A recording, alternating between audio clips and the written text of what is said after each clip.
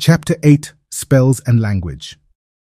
The teacher laid out a set of figures with inscriptions, stick-writing characters, and then indicible symbols. First was the word chi, a pictographic egg sitting next to it as a symbol. Muo followed, its figure etched on a carved snake. The others were Amadioha, Ekwensu, Ala, and even Ifunanya. Do you know what these mean? Almost afraid at how obvious the answers seemed, the class looked at her, but no reply would come. Really nobody. Not even you, Anyi. Anyi wanted to reply. I know you know it. Your father has taught you everything. Someone else. Are they spell words? A voice answered with a question. The teacher looked in the direction of the student. Yes, they are spell words. And why is that? Tobe turned to Anyi as if expecting him to have the answers. Uzo said nothing, did nothing. Anyi focused on his eyes only to notice a lightness in them, a graying. He made no mention of it. So nobody then? She waited, knowing no hand would rise. Okay then, Anyi, it's you again. Anyi moved on the large tree stump they sat on in a nervous shuffle, and then she stood to address the others. These are all spell words, special words from the great ape men, traveling through Nuwa, first conduit of language down to Odumeje, the Lion King of the first settlers. The students spoke to each other in murmurs, as these tales were popular and known to all, that of Odumeje being the most common, the tale of the first Ize who led the people from the forest to the first farm settlements. Till date, the Ogbi tradition of a man owing the Obi, the pride, was common practice. As the lionesses tended to the children and saw to hunting, so did the wives handle the children and cultivate the farmlands and market affairs. When war came, as it often did, the men were expected to fight for the territory, just like the lion. Very good. The teacher applauded. So can you start with chi? What is chi? The class now poured 100 eyes on her, and it seemed to make her shy from her. She rubbed her hands. Anyi had noticed this to be a trend with Anyi.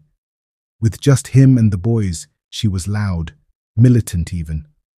But on a bigger stage, she proved somewhat hesitant, as if a single mistake would leave too big a chink in her armor. My father says that like Anya, the eye is the window through which the outside world flows into the Muo, spirit.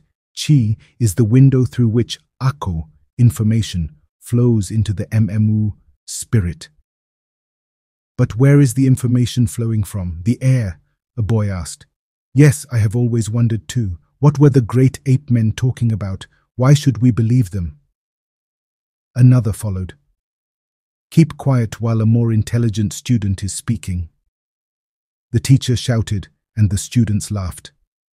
You speak like the children prophesied about in the last age, questioning the great ape ways and embracing the ways of strangers, the spell of strangers.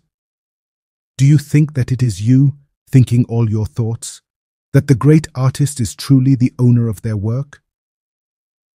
There was a silence, as the students contemplated the question. The thought in Anyi's mind seemed so innate, so real, and so from him. But he knew that he did not control the voices in his head, not the one that told him to watch the girls slip into the bathhouse, or the one that told him to steal a piece of meat from Mama Ozi's pot when she made fried goat.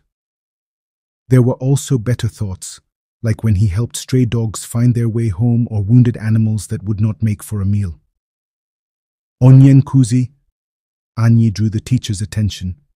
But these thoughts that our chi accepts, are they always good, or are they sometimes bad? Good question, Anyi, you can sit down. The teacher instructed Anyi, and she moved to rejoin the others.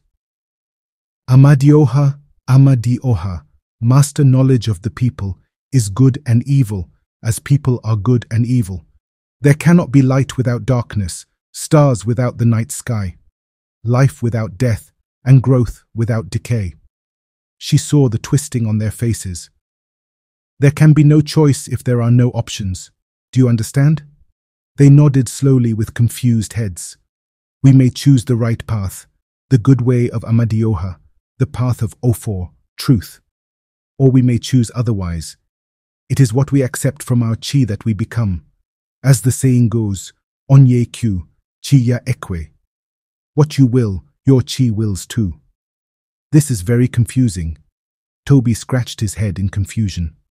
I don't understand. Is our chi not the bearer of our destiny? So how can we tell it what to do? Who told you that? That your chi is the bearer of your destiny? And do you think that we are only gifted with one possible destiny? Silence followed. Your chi is the bearer of potential energy, an infinite expression of what you may be, a road of 1,000 paths like the linings on your palm.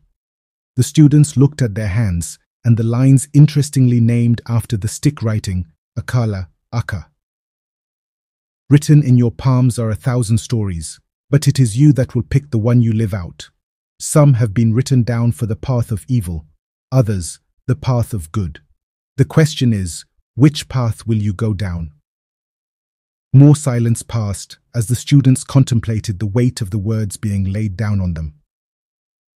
I know this is all confusing for your young minds, but with this foundation, it is my hope that your minds will be fortified against all matters of spells from other tribes and even from faraway lands.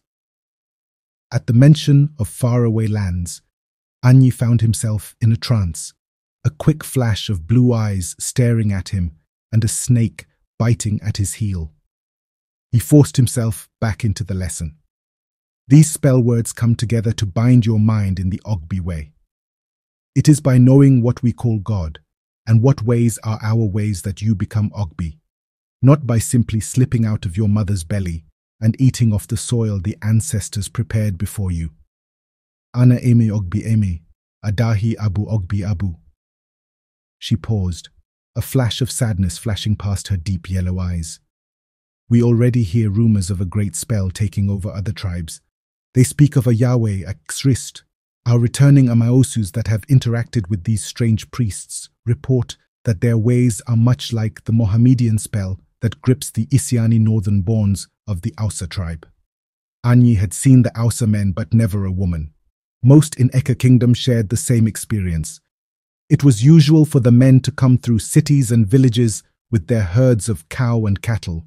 They often made fine bowmen, carried the most poisonous flute darts, and of course the freshest milk straight from the cow's udders. They sold the cows, leather goods, and curved blades too. They also prayed regularly, on a mat they wouldn't even let the Ogbis touch. It was in their spelling tradition that the hands of the unbound were filthy, their touch a contamination.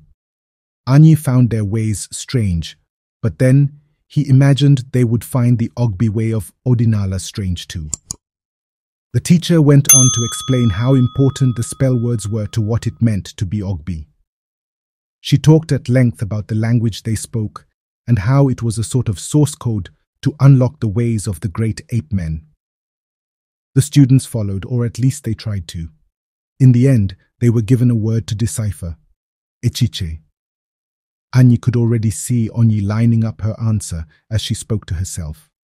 Others were more into the symbol text the teacher had drawn with her Enzu chalk. Anyi broke down the word as it was spelled, Echi/che. Echi was a common term ascribed to rulers.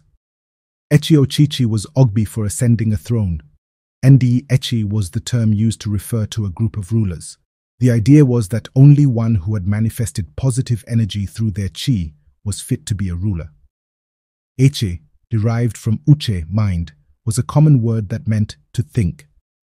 He put the two together and submitted that Echiche was a way of meditating on one's chi, a combination of uche and chi. When the class was over, he found that he was correct in his assessment, bar one detail only Onyi had pointed out. Eche, though largely known to mean thinking, was rooted in another word, ichi, friction. Ichi was also the same of the tribal markings cut onto the face of an eze, to show that they are a person of manifested chi, one that has truly polished their chi with great friction, like a sword still hot from the grindstone. Onyi, you do too much. Toby teased her when the session was over. No, Toby, you just know too little. Anyi laughed, as did Uzo. I really didn't understand anything today. All this talk about information in the air and the intuition of our chi. I just want to chant the old chants, pour libation, make blood sacrifices, and hope that the spirits shower me with blessings. Uzo spoke for the first time. Uzo, that sounds like idolatry, Anyi said. Leave Uzo. He is doing the one that works for him. Anyi patted Uzo on his shoulder and gave him a squeeze. Anyi whispered under her breath, something about migrants from the neighboring villages not being able to understand anything remotely esoteric. She wanted to speak out, but did not want to have to define the term esoteric, or appear to be condescending or even unaccommodating. The crowd thinned after many goodbyes and the boys talking about seeing each other when Ekpe called. Now that the entakara was finally done with, Anyi could feel the dread of Ekpe on his heels like the snake in his trance. What was that about? A blue-eyed snake. Probably from the Ijele masquerade. It had to be. Amadioha could never find him worthy of a vision. Not when the choice of Anyi, who knew more about such things, was available. Not when her father, Eze Ek, 66th of the throne, was still breathing. He held his words till they had waddled through the others' children and were finally on the walk path to head back home. Can you two carry on? I want to talk to Anyi about something. Anyi rushed the sentence as if afraid a single pause would have stumped his tongue. Ah, Toby exclaimed. You want to talk with Anyi without us? Have you parents taken palm wine to her father to do Iyo Uno already? No, but we have taken to your house for your sister. You just weren't around. Not that it matters. You aren't a NWA Diopkala. Second sons can play while the men of the house handle things. Anyi ran forward as soon as the statement was out, and Toby chased him playfully till they were out of breath. You are very stupid. You will see. Ozi will be my first wife. Just watch. The boys heaved with hands on their knees until Anyi and Uzo caught up. Boys, it is true what they say. Anyi started. And what do they say? Anyi asked. That most of you have no sense before your 21st reign, and just about as many after. Uzo laughed, but no one else followed. Oh yeah, let us leave Anyi. If he looks for Anyi's trouble, I know she can beat him. The two boys moved ahead, leaving Anyi and Anyi standing alone. So, what did you want to tell me? He heard a strange softness in her voice and wondered if perhaps she did take the jokes about marriage seriously. He hesitated. I'm seeing things, and sometimes I have this dream too. Everybody has dreams and sees things, she replied. Anyi, I know that. And I am being serious. It started before we visited the Dagu in the cave, but now it is so much worse. I keep seeing a blue-eyed snake, and then it bites me on the heel. Anyi stopped moving. What happens when it bites you? Do you die? I wake up or snap back. I also dream that I am being immersed in water sometimes. I feel a man's hand over my head and he pushes me into the water. Anyi furrowed her face in focus. Do you see his face? The man? No, I never see his face. Do you know what it means? My father has been very bothered about the pigmen. The snake you say that has blue eyes. Perhaps it is a symbol of some sort. Maybe it means the venom will poison you. It was Anyi's turn to furrow. Poison me with what? I don't know. Maybe I will tell my father. He might understand better. She paused. As for the water and drowning, I don't know. Oh. It wasn't much, but he felt better for it. If she didn't know what was wrong, then it was somehow okay that he did not either. Soon, they were at Izike's Obi. In the compound with its short bamboo fence, the priest-king could be seen sitting on a throne, a wooden chair sculpted with a lion where the head rested, an obvious ode to Odumeje the Lion King.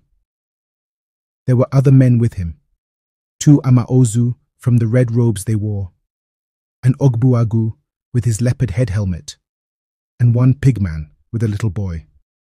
Anyi noticed that this pigman did not wear the green uniforms like the three he had seen before. This one wore a robe, white as Enzu chalk, with a cap too small for his head, barely covering a patch of his all-grey. "What are they doing here?" Anyi asked. Without waiting, she moved through the gate, and Anyi, without thinking, followed. When they were close enough, the voices began to take shape. "He is saying that our chi is really an muo, a spirit. It is called the Holy Spirit." The Amaosu appeared to be translating for the pigman. Closer now, the cross on the pigman's neck, with a man sculpted on it, was visible. And even closer, a crown of thorns was visible on the crucified man. One of the Amaosus with the pigman wore one too. Anyi searched his eyes. It was a fading brown with grey edges. Ezeik looked in their direction once, the scale of his eyes weighing if this was a conversation fit for children. He looked away and permitted their audience. "So he says our chi is really an amuo, a spirit, the Holy Spirit. But everyone has different chi. Chi is like an organ, like your heart. So is this Holy Spirit one amuo or many amuos in a group? I do not understand this cosmology." The Amaosu wearing the cross spoke back to the pigman in their tongue, pausing for a few and gestures to get his point across. The pigman responded in fast Anglon speak. "He says the Holy Spirit is one spirit from Amadioha, but it is split into infinite parts, so every human can get one as a guide." "As a guide?" Ezeika echoed. "But it is you that leads your chi. It is not your chi that leads you. Even Anyi that has just completed Entakara knows that. I do not understand this way of spelling. You want our people to give their will to something else.